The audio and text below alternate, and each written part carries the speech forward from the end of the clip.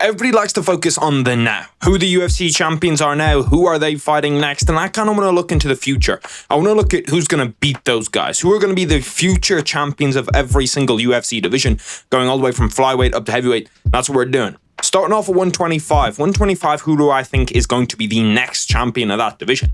Funnily enough, it's the guy who has the next title fight. But I don't think that he's going to win it. Joshua Van. Joshua Van is going up against Alexander Pantoja. That's the fight everybody's been talking about. That's the fight that we all want to see. And I don't think Joshua Van's going to win that fight. So why do I think that he will still be the next champion of the division? He has such an unbelievably good timeline at 125. Because to become a champion, you need a few things to come together. You need to probably have a fun fight style. Unless you're just super, super dominant, you need to have a fun fight style. You need the right matchups. You need Dana to want it, the UFC to want it. So it can all kind of come together and you can actually become a champion.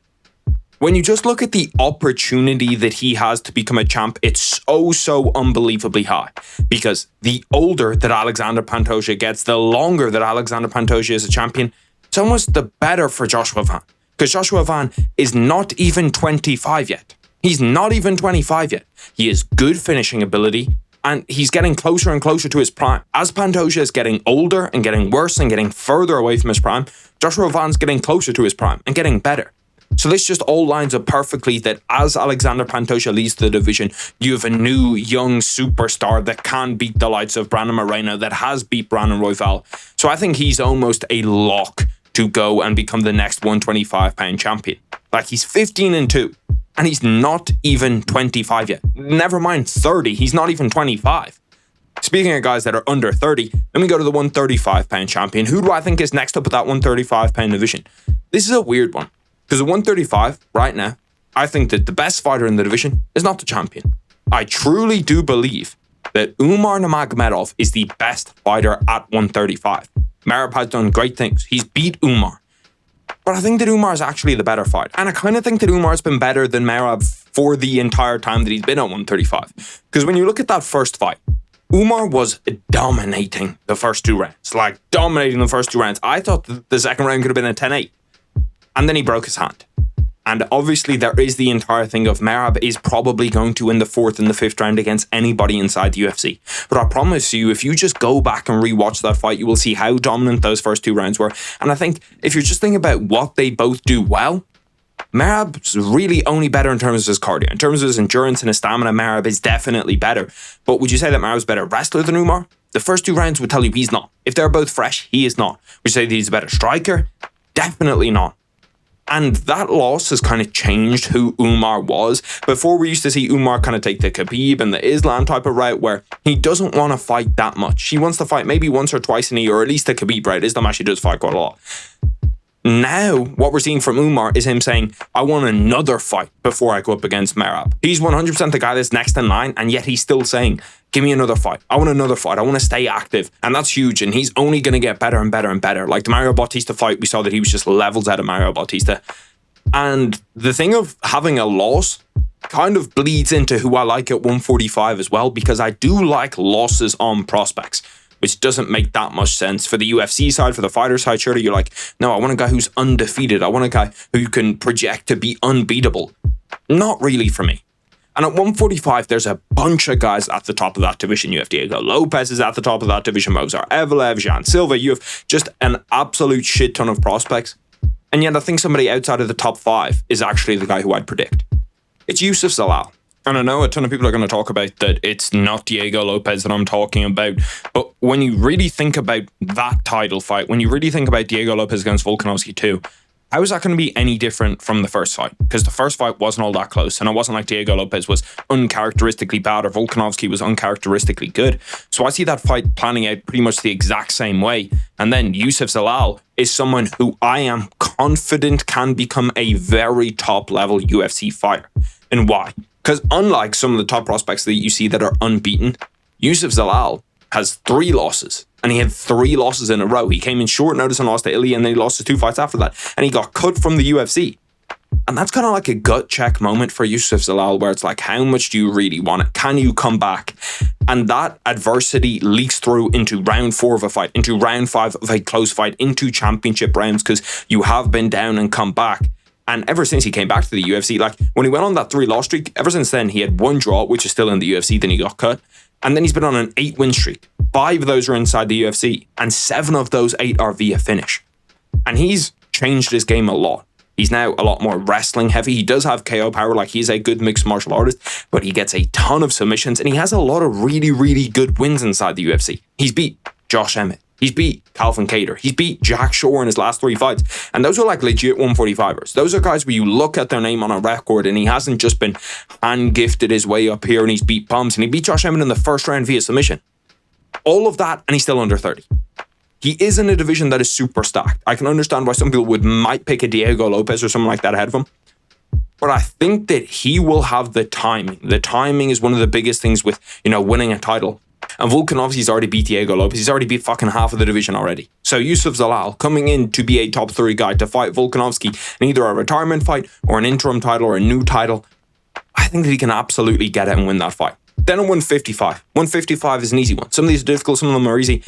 This one's super easy. It's Arman Tsarukyan. And this situation is kind of similar to what I was talking about at 145, because I'm not picking either of the guys that are actually going to fight for the belt next. But when you just truly think about the interim championship and both the guys fighting in it, provided that Ilya is still the champion and they're going to have to fight Ilya to get the belt, there's no way that either Justin Gaethje or Paddy Pimblett beat Ilya. At least in my mind. Justin Gaethje, 0 chance. Paddy Pimblett maybe is like a 5% chance. Arman Tsarukyan is the guy that can actually beat Ilya. The only one question maybe you have is his chin. Like maybe just with Ilya Topuria striking, but in terms of wrestling, I don't think there's any questions. I don't think anybody would sit here and say with a straight face that Ilya Topuria is a better wrestler than Arman Tsarukyan, even the biggest Ilya Topuria fan. And the striking, yes, 100% Ilya has an advantage. Ilya is a better boxer. But Arman Tsarukyan is a well-rounded mixed martial artist. He was able to strike with Charles Oliveira, and Charles Oliveira is a very, very good striker and won a lot of those exchanges on the feet. I think that Arman Tsarukyan, whether it is against Ilya Topuria or whether it's post Ilya Topuria, he will be the champion. And I don't think anybody's really even going to argue that. Then after that, we go to 170. 170 is going to piss some people off. They're going to call me a homer. They're going to say that it's just because he's Irish. It's Ian Gary. Ian Gary, after his performance at the weekend, has fully 100% soldered into my mind that he will become not only a UFC champion, I think he's going to beat Islam Makhachev. Why do I pick Ian Gary to beat Islam Makhachev over everybody in the division? Because Islam would be a favorite, 100%. But I think out of everybody at 170, why does Ian Gary have the best chance? Ian Gary, one, it's a real thing that Dana's going to love the fight. That whole Conor Khabib 2 angle that's kind of getting pushed by Ian Gary for the fight, Dana will love that shit. He will absolutely love that shit, and he'll make the fight fast. And when you just kind of look through Ian Gary's record and who he's fought, there's some things that jump off the page against you. He might have the best takedown defense inside the entire division. He might have the best takedown defense at 170. Belal was 0 of 7. Like I always talk about that Islam Makhachev's like Belal V2. He's like a souped up Belal. He's better at everything. But for Belal to be 0 of 7 is still huge. Shavkat, 2 of 10 on takedowns against Ian Gary.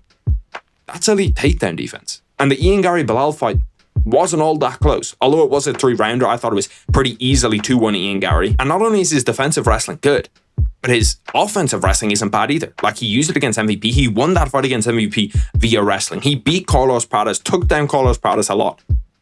And that's not even getting onto the striking. If Islam Makhachev, and it's kind of weird, like it's kind of 50-50 in my head now, because is the Islam that we saw fight Jack Della Maddalena, is that who Islam Makhachev is now? Because if it is, God, it's going to be difficult for a lot of people if he just wants to use his wrestling and doesn't really want to strike with you that much anymore. But if Islam Makhachev strikes with Ian Gary can KO him. Ian Gary is a better striker with KO power and a phenomenal kickboxer that if Islam Makhachev makes one mistake on the feet, he's going up against a huge, lengthy 170 pounder and a legit big 170 pounder. Like Ian Gary's 6'3", 6'4". So I think Ian Gary can get it done against Islam Makhachev and pretty much everybody else in the division. Like the Shavkat fight, he took short notice and it was a super, super close fight.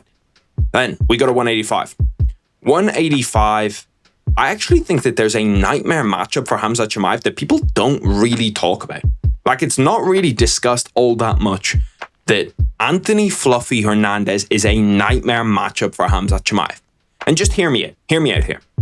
Khamzat Chimaev has a wrestling style that is almost borderline impossible to counter because he's diving at your legs. His wrestling is so good. His submission offense is so good. And although some people are going to say his cardio looked excellent against Dricus du Plessis, I kind of agree, but I don't really agree. when you just look at what you'd want, if you have to pick out somebody who's gonna beat Khamzat, how do you want to build a guy?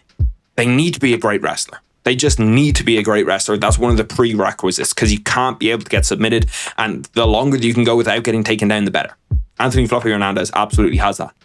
And the cardio to break somebody, that is what you want if you're going up against Khamzat Chimaev. Not only does he have fine cardio or decent cardio, I'm talking about probably the best cardio when it comes to just wrestling in the 185-pound division. Like, he is like Khabib in the way that he breaks people. He is like Khabib in how he approaches these fights bit by bit and smokes guys. And I think that that's what you want if you're going up against Khamzat. If he survives the first round, if he survives the first 2 rounds, all he really needs to work on is his submission defense. Because it could be a Merab Umar type thing where when it hits that round 3, that round 4, that round 5, Khamzat's going to begin to get tired. And it's not going to be a DDP situation where DDP will sit there and get taken down, and then you'll be able to sit there for 5 minutes and control them and hold them down, and you'll end up in crucifix for 3 minutes, and then you're going to end up in side control for 3 minutes, and you're going to get all of these spots to rest. Anthony Hernandez will not get you that. And he might take down Khamzat. And when he takes down Khamzat, and when he starts to really put the pressure on Khamzat, how does he respond? I don't think he's going to respond that well. So I think Anthony Hernandez will be the next 185-pound champion. If Anthony Hernandez was to lose to Khamzat Chimaev, I think that Khamzat Chimaev has a clear path to become a double champion, to go up a division. And I think he's going to become the next 205-pound champion of the world. Even if he loses to Anthony Hernandez, it makes a ton of sense. And I don't know what 185er is going to capitalize on at first, but when I was looking at the rankings at 185, you see, God, this division is stacked. Dricus du Plessis, Nasruddin Imavov, Fluffy, Brendan Allen, Khamzat Chimaev. You're like, God, this is a murderer's row of names. And you go up 20 pounds. You look at 205, and you get Jamal Hill, Khalil Roundtree Jr., Yuri, Ankalaev, Carlos Ulberg. And all of a sudden, I start to look at those names. And in comparison to 185, yeah, put me up at 205. If I'm a Khamzat Chimaev, I can out-wrestle all of those guys easily. Even with them maybe being that little bit heavier, even with them having that little bit more strength. I think Khamzat Chimaev would be stupid to not go up to 205 and to go up against those guys. And some people are going to say, well, Alex Pereira's also in that group. I think that Alex Pereira, this would happen within the next year and a half. I'm not even sure if Alex Pereira is still fighting the next year and a half. And if he is, it's probably the John Jones fight or the Tom Aspinall fight, and that's it. So I think Khamzat Chimaev, although he could lose to Anthony Hernandez, I think he actually probably would win as a double champ at that 205-pound division. And then finally, heavyweight. Heavyweight for me is Cyril Gane. I think that heavyweight's a weird spot. You've got Tom Aspinall. Who knows what that last fight was? He looked terrible in the first fight, but is he going to train harder? Is it going to be like that kind of John Jones effect where he looks terrible in the first fight and then they rematch and it's like, okay, wait, no, he's John Jones. Are we going to see that with Tom Aspinall? I don't know, but there's nobody else really. Like, how can I make an argument for anybody else? The only guy maybe is Shelton Almeida. I was tempted to put down Gable Stevenson in here because I was like, who could I put down? But Cyril Gane makes so much more sense than anybody else. The striking is there. His wrestling defense looked good in that first fight, and his wrestling defense was okay against Alexander Volkov too. So I think that Cyril Gane is the guy at heavyweight, even though, being honest with you, I'm not all that confident in it. But that is the next UFC champion for every division. Please do make sure to like, subscribe to the YouTube channel. I'll catch you tomorrow. Peace.